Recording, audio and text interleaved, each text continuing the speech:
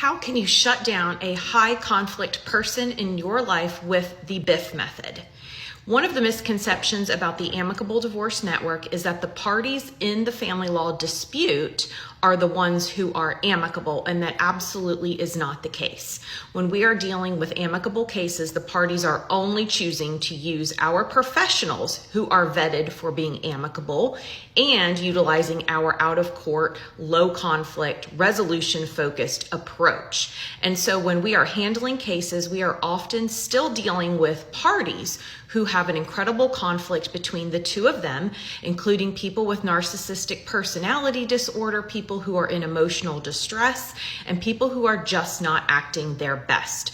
And so if you have a high conflict person in your life, a really great way to communicate with them is using Bill Eddy's BIFF method.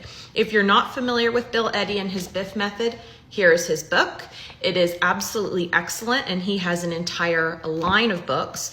The one that I reference the most is BIFF, Quick Responses to High Conflict People, and how to avoid their personal attacks and more. So what does BIFF stand for? BIFF stands for brief, informative, friendly, and firm. And I dare say I would add another F on the end of that and be factual.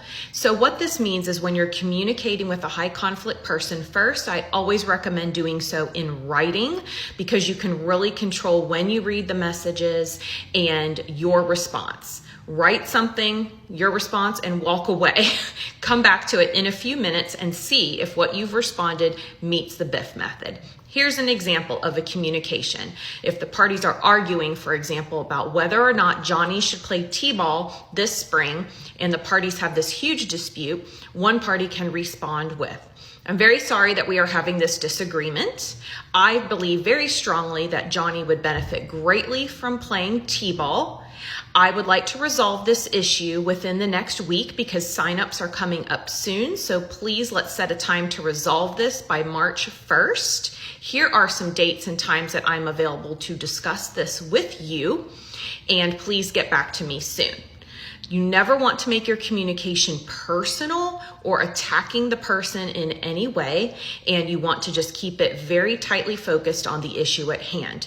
Make sure that your responses are brief, informative, friendly, firm, and factual. Don't make it personal.